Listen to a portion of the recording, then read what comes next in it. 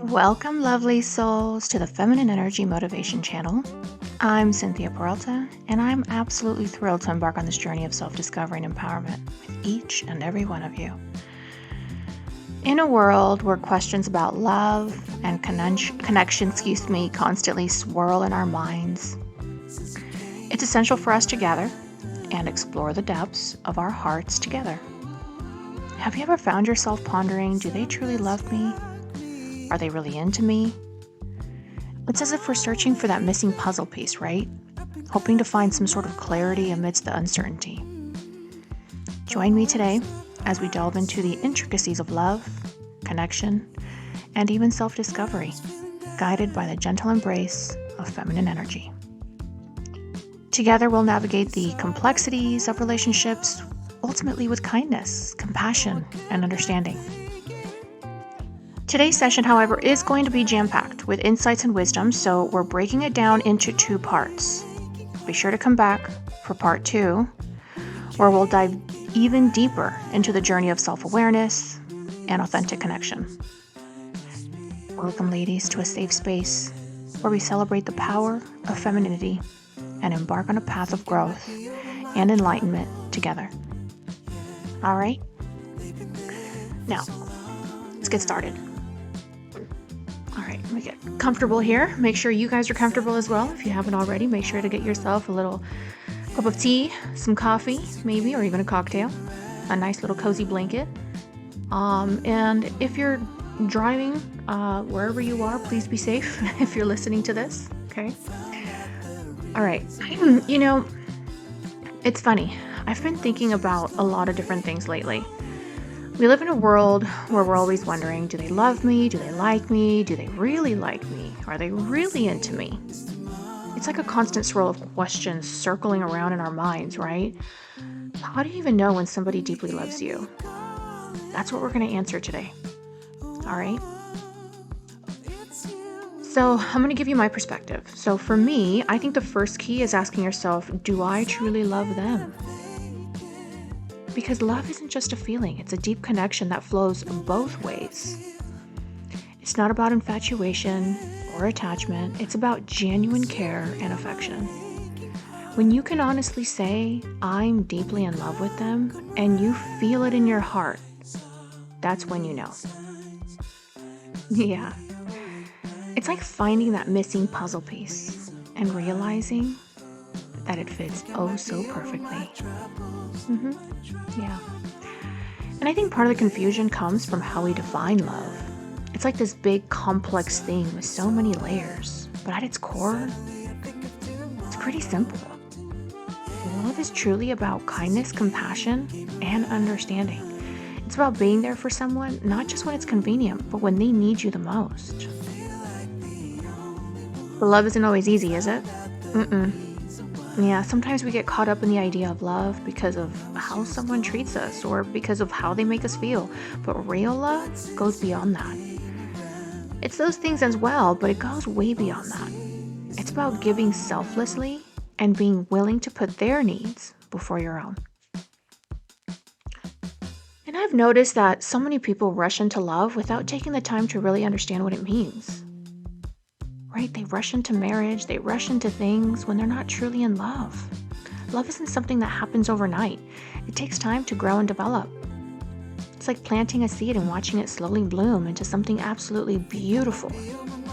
Right? So maybe instead of rushing into love, we should focus on cultivating patience, understanding, and kindness. Because in the end, that's what real love is all about, taking the time to nurture and care for each other, one day at a time.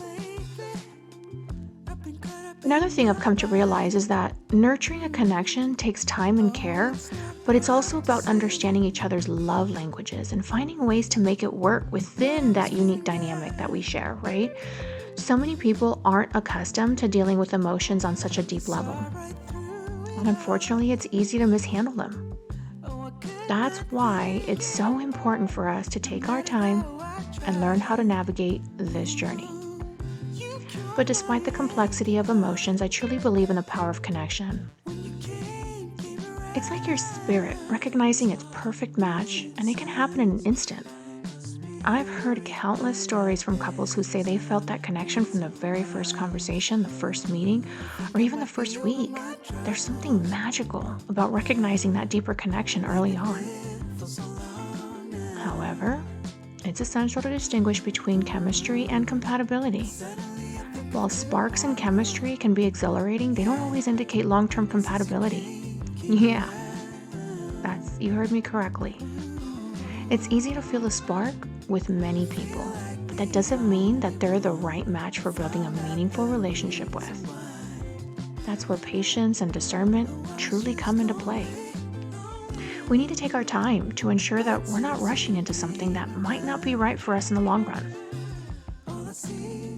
So to me, true connection is a rare and precious thing. It's not something that happens with just anyone. It's like a once-in-a-lifetime kind of experience.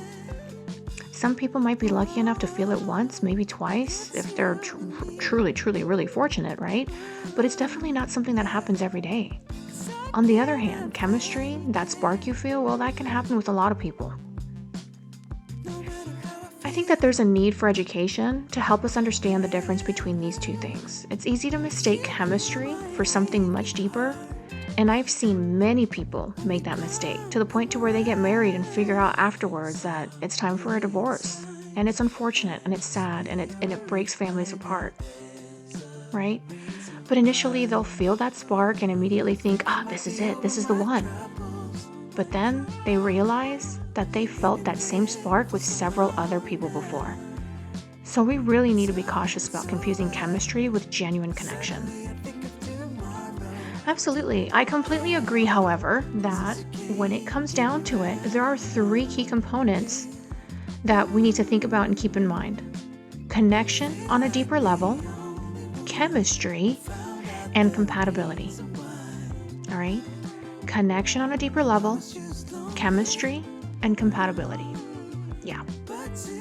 Connection is that soul deep bond that you just know when you feel it, right? Chemistry, however, is like that initial spark, that instant attraction, and compatibility, well, that's what makes it last. The ability to coexist in harmony. You need all 3. I used to think that compatibility was less important, but I've come to realize that is not the case. It's not just about ticking boxes on a dating site, it's about creating that harmony in your relationship. Once you have the connection and the chemistry, compatibility becomes crucial. Absolutely crucial, especially for sustaining a meaningful and long-lasting partnership. It's like the final piece of the puzzle that brings everything together in perfect balance. You know, it's fascinating how often we hear the word compatibility thrown around, isn't it?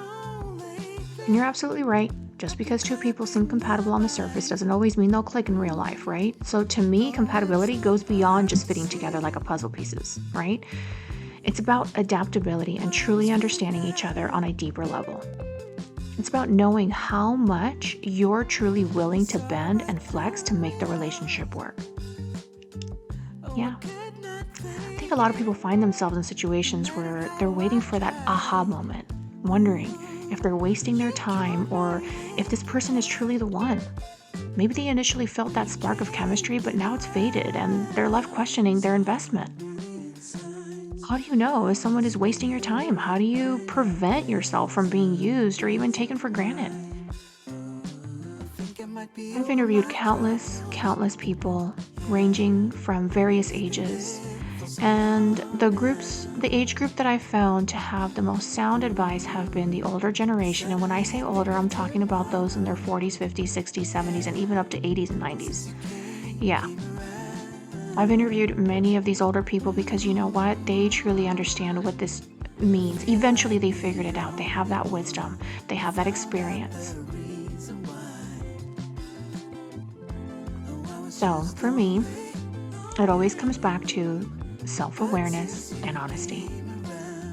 You have to ask yourself, why are you still holding on? What's keeping you tethered to this person, right? Take, for instance, a scenario where a woman is hanging on to a guy simply because he's nice and she's hesitant to start over with someone new. Even though she may not feel that deep connection with him, she convinces herself to stick around and to try to make it work. But in reality, she's only setting herself up for disappointment. If the foundation of the relationship isn't built on genuine love and true desire, to ultimately work it out and be together, then it's likely just a waste of time. I know this firsthand. I went through this. It's easy to get caught up in analyzing the other person's behavior, trying to decipher their intentions, but sometimes we miss the most important piece of the puzzle, our own intuition. Us women, we have a powerful intuition. I've said this before in several other episodes that I had. We have a God-given, absolutely powerful intuition, and deep down, a lot of these women often know early whether a relationship has potential or not. They might rationalize reasons to give the guy another chance, ignoring that inner voice nudging them in a different direction. And that's where we end up in situations that drag on far longer than they should have, all because we didn't trust ourselves from the beginning. So let's listen to that inner voice, ladies. Trust our instincts and save ourselves from unnecessary heartache. If something doesn't feel right, it's okay to walk away. It's better to honor your intuition and move on than to waste precious time trying to force something that was never meant to be. Like I said, intuition, it's such a powerful thing. When a relationship comes to an end, we often look back and realize deep down we knew it wasn't right.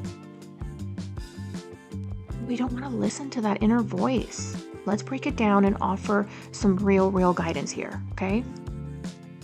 Maybe some of you are going through a heartbreak right now, or you've been through a heartbreak. And if you've healed, hey, I commend you. Hats off to you. I respect you wholeheartedly. It's not easy going through heartbreak. And if you've been able to heal from that heartbreak, that is absolutely powerful. And you know what? I would probably give you the microphone right now so that you can share your experience and your advice to others. It's not easy. Going through heartbreak like that is not easy. Okay? So I commend you, women. If you've been through heartbreak and you've been able to move past it, you have some wisdom, okay? So as we're talking about believing in ourselves and our intuition, right? Understanding that we need to hear ourselves deep down. Because deep down, at some point, we knew it wasn't right. We knew that relationship was not for us. And we don't listen to it. I mean, it's unfortunate, right? So we've discussed 3 essential words, right? Connection, chemistry, and compatibility. But how do we differentiate truly between connection and chemistry, especially when we meet someone new? Now, I believe, me personally, that it starts with being authentically ourselves. Are we able to truly be our true selves around this person? If we're putting on a facade, which is sometimes pretty normal, I don't recommend it, but it can be kind of that whole idea of putting your best foot forward. We don't truly expose ourselves in the first, couple months or, however long it is of dating. But if we're putting on a facade, then it's not possible for there to be a genuine connection. They're failing, right, to really truly expose who they truly are. And ultimately falling for a version of us that isn't even real. With a true connection, there's a natural ease, a comfort that doesn't require effort. We just click and it feels effortless to be around them. Now, when it comes to chemistry, it's the exhilarating feeling or those butterflies in your stomach, right? The excitement of getting to know someone new. But we have to ask ourselves, what are we really attaching ourselves to, right? Are we just caught up in the surface level attraction, or is there something deeper beneath the surface? I believe that true connection goes beyond shared interests and surface level conversations. It's about aligning paths and purposes, understanding where we're headed in life, and whether our journeys can actually intertwine harmoniously. So even though chemistry can draw us in initially, it's essential to dig deeper, to ask the meaningful questions that reveal whether there's genuine compatibility beneath the surface. And I understand the temptation to avoid asking those questions to preserve the fantasy of a perfect connection, but ultimately, it's through open communication and honest dialogue that we discover the authenticity of our connection. So ladies, I urge you, please, let's not be afraid to rock the boat or ask the tough questions, because that is how we uncover the truth and build something real. Now, we often find ourselves so afraid of losing someone that we end up sacrificing our own authenticity, avoiding the important questions that determine that longevity of that relationship. It's like losing ourselves in the process of trying to hold on to someone else. Yeah. And when we say it like that, it's like, wow, I never thought of it that way, right? It brings us back to an earlier point about being true to ourselves, right? So when we start molding ourselves into what we think someone else wants, it's like building a foundation on that shaky ground. It might seem okay at first, but it's not sustainable in the long run. Now, whether it's okay to present different sides of ourselves to attract someone, right? Let's talk on that for a little bit. I believe there's a fine line here, right? If we're presenting a version of ourselves that isn't authentic, if we're pretending to be someone we're not just to impress someone else, then yes, it's definitely unhealthy. But for example, let's say I'm trying to impress a guy by showing him a lifestyle that isn't really mine. Maybe I take him to a fancy restaurants and spend money I don't spend because I, usually spend anyway, because I think that's what he wants. Deep down, I prefer simplicity. I don't know. I guess I don't really recommend or suggest that the woman is the one that should be paying, but I'm just using this as an example. Let's say it's for his birthday, right? You guys have been dating for a while and he always pays, but now you want to take him out, okay? And you want to take him somewhere nice for his birthday.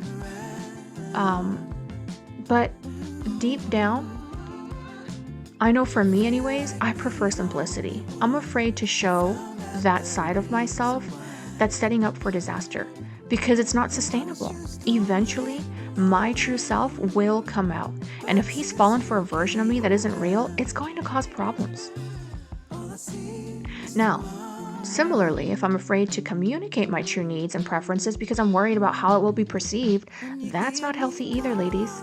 Pretending to be okay with something that I'm not just, sitting here trying to please someone else, for example, will only lead to misunderstandings and frustration down the line. Okay? So, in essence, right, it's only okay to present different sides of ourselves if those sides are genuinely us and if we can sustain them authentically. Anything less than that is just a recipe for heartache. All right. Now, since we're on the topic of chemistry, right, in the beginning stages of a relationship, it's so easy to get caught up in the excitement and inadvertently set unrealistic standards. I've experienced this firsthand in my relationship, right? When we first met, I had a lot of free time and I could spend almost every day with him, right? I was doing all kinds of things like job hunting, right? So I would often join him, spending time, hours together. This routine went on for quite a couple months, right? Becoming almost like a daily ritual. But then when I finally found my job, everything sort of changed. Suddenly I wasn't available to spend as much time together. And it felt like I had unintentionally set an unrealistic expectation. Right? So even in smaller things like spending time with each other's families, there were some challenges. I hadn't introduced him to my family, so we spent most of our time with his, for example, right? So when the time came to balance our time between both families, it required some adjustment because that sort of like false standard that I had set early on in the relationship, right? Fortunately, he was a little bit understanding and adaptable, right? He recognized that sometimes these circumstances had to change and that we needed to adjust our expectations accordingly. But I know that for many couples, navigating these shifts and expectations can be really hard. It's a reminder of the importance of staying grounded and realistic, even in the midst of the excitement of a new relationship. That's why it's crucial for us to truly understand ourselves so that we can authentically present who we are right from the start. You see, many times we fall into the trap of thinking that we're constantly changing. And while it's true that we evolve over time, I do agree with that, some of the significant shifts happen because we haven't taken the time to know ourselves deeply. When we enter a relationship without the self-awareness, expecting our partner to adapt to us, it can lead to complications. I'm really grateful that my partner was able to adjust, right? But not everyone can handle that level of change. For some, it just becomes way too much and everything starts to crumble. So that's why I believe it's essential for us to be mindful of what we're bringing into a relationship right from the beginning. By being true to ourselves and understanding our own needs and desires, we set a strong foundation for a healthy and harmonious connection. It's not always easy for people to recognize that the changes that they see in themselves or others are simply a newfound understanding of who they truly are. It's like they've transitioned from being unaware of themselves to becoming conscious of their own identity. Right? Now, as it relates to society's influence on this journey of self-discovery, right? From a young age, typically, we're taught to focus on what we want to achieve externally, like our careers or even our goals, rather than delving into what we are, who we are at our core. It's not often that we're encouraged to explore our inner selves and understand our true essence. In navigating a society that prioritizes that outward success over inner fulfillment, I've found that starting with self-reflection and introspection can be incredibly enlightening. Taking quiet moments to ponder our thoughts, our feelings, and our values can truly unveil valuable insights into our true selves. Additionally, seeking guidance from mentors, like I said in a previous episode, right? Especially those that are older than us. I think there's so much value in those that have just more experience, not necessarily always older, but typically, right? Going back to, it's not about, exceptions. It's the odds, right? But engaging in practices like journaling, meditation, or even therapy can provide invaluable support on this overall journey of self-discovery. It's about creating space for self-exploration and embracing the beauty of uncovering our authentic selves amidst the noise of the world around us. I truly believe that parents play a crucial role in nurturing their children's emotional exploration and understanding of their own true self. It's truly heartbreaking sometimes to see how many individuals have suppressed their childhood dreams and passions due to societal pressures or even familial expectations. I had a client one time who harbored a deep desire to become an actress since her early years, right? But her parents guided her down a different path. Now, as an adult, she finds herself yearning for what she once envisioned, but feels trapped in a career that doesn't align with her true passions. This story is way too common, and it emphasizes the importance of allowing children the freedom to explore and discover their true calling, regardless of conventional norms or financial concerns. Okay? Now I'm going to get a little bit personal with you guys. All right? On a personal level, I myself have experienced profound growth and self-discovery through spiritual introspections. There came a point in my life where I felt incredibly overwhelmed by all the noise and all the distractions, right, of everything going on around me. It was during this wilderness period, that's what I like to call it anyways, that I made the conscious decision to disconnect from the external chaos and delve deeper into my spiritual journey. It felt like a process of breaking myself down to rebuild from a place of authenticity and clarity, breaking those chains off. I discovered that the world is brimming with distractions that cloud our perceptions of self. By intentionally withdrawing from these distractions and immersing myself in solitude, I was able to embark on a journey of profound self-reflection and introspection. I limited my exposure to external stimuli such as television, music, and the internet, and instead I focused all my attention on connecting with my innermost thoughts and emotions. Through this process, I gained valuable insights into my true essence and purpose. I won't deny, it was a little bit lonely, but it was well worth it. It's not that we lack self-awareness or understanding of ourselves, rather it's our own reluctance to confront and accept our truths that hold us back. By embracing that self-awareness and cultivating that self-acceptance, we unlock the door to true freedom and fulfillment. So my hope is for individuals to carve out sacred moments of solitude, to quiet the noise of the world, and to embark on a journey of self-discovery that leads to genuine liberation. I know I've always believed in my power of solitude, right? My power to truly understand myself. Because when we're alone, we're free from the influence of others' opinions and judgments. It's in these moments of solitude that we can clarify our values and beliefs without the noise of external expectations. Understanding our beliefs in that solitude allows us to authentically express ourselves and stay true to our innermost convictions. Now, as for relationships, I've come to realize that the path to compatibility is unique for each couple. Some believe that relationships should be effortless, flowing with ease, while others think that they should be filled with challenges and hard work. Personally, I see it as a blend of both. In my experience, relationships rooted in deep connection and genuine love often encounter some difficulties, let's be honest. Okay, maybe some bumps in the road. It's not because relationships inherently have to be hard. No, they don't have to be.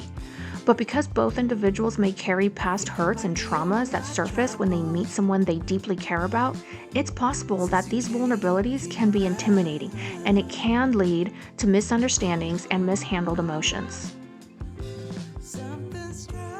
To add more complexity to all of this, societal influences and misguides giving advice that can further complicate these matters.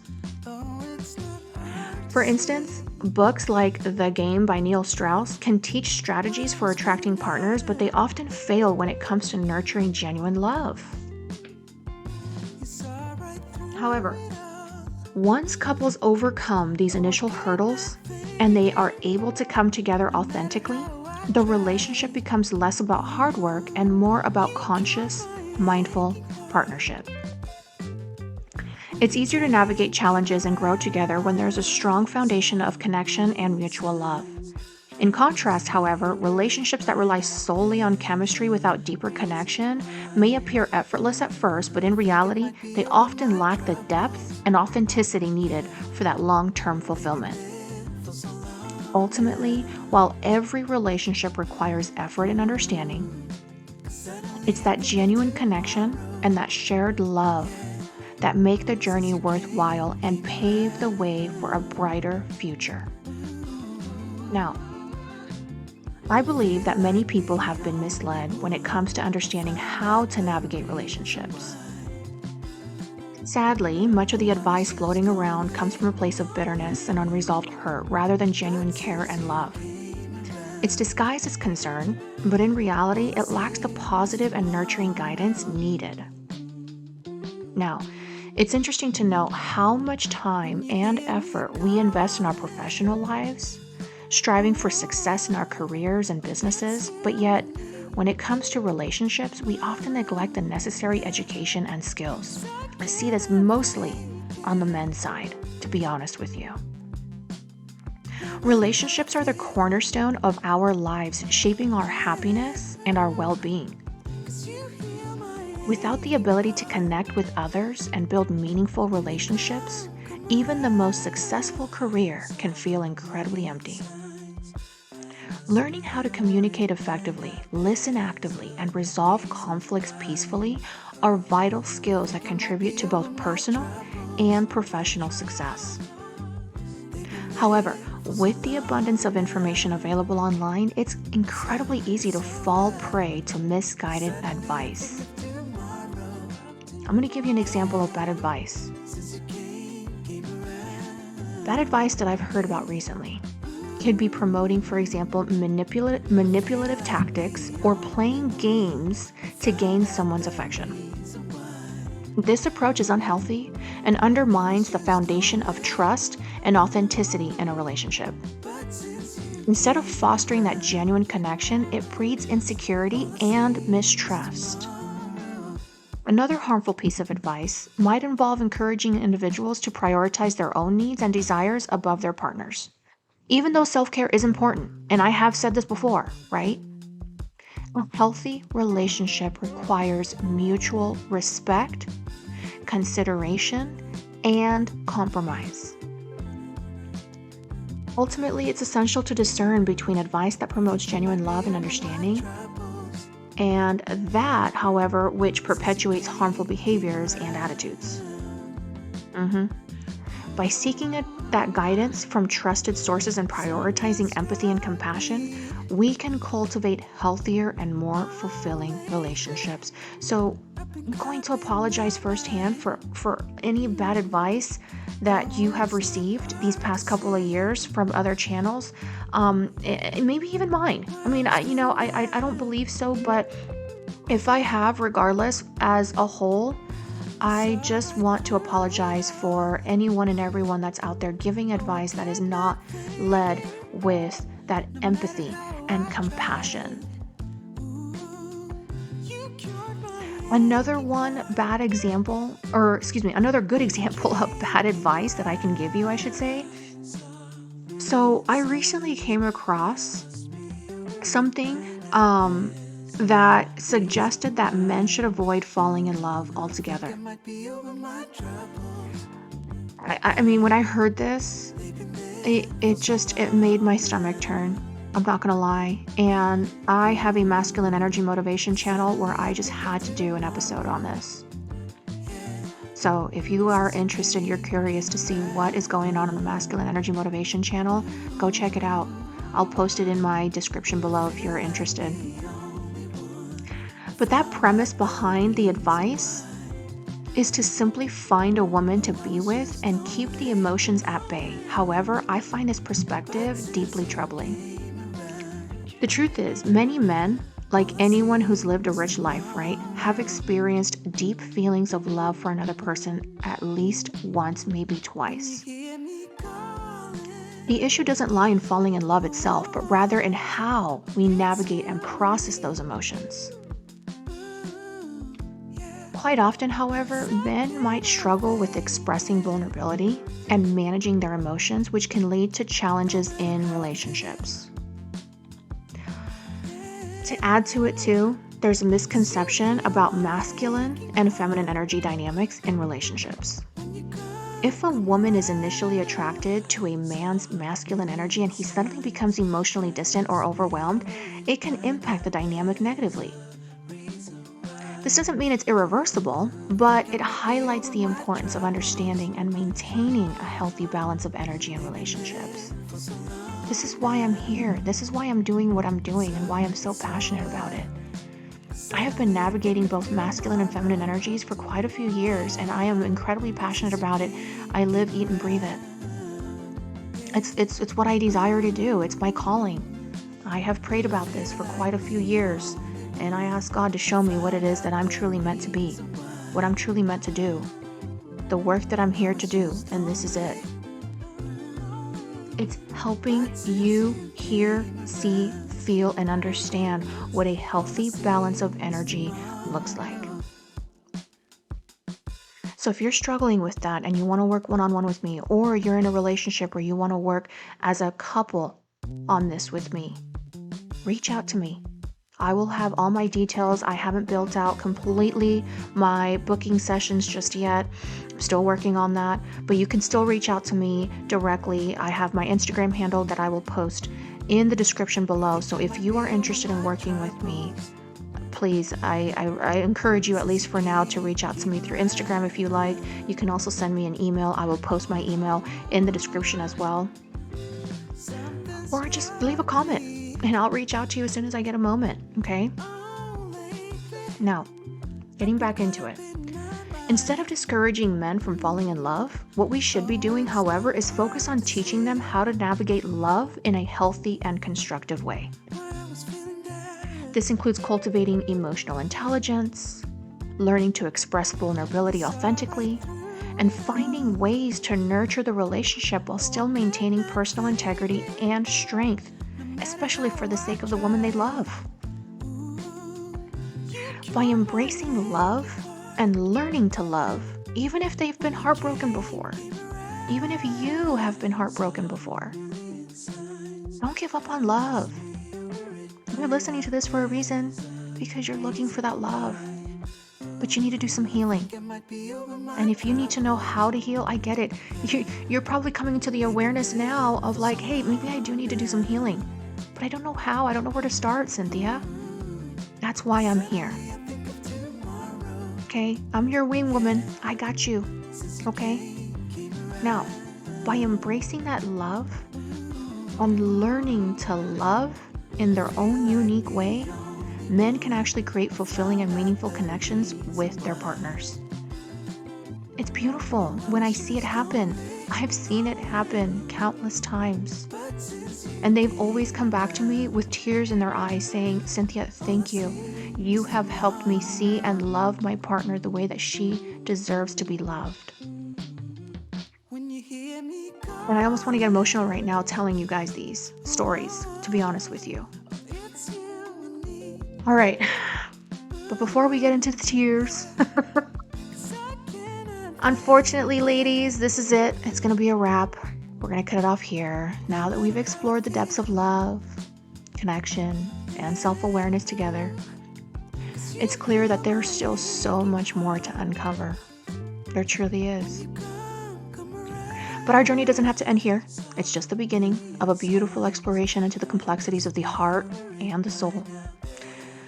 As we reflect on the insights shared today, I invite you to join us for part 2 of this enlightening session.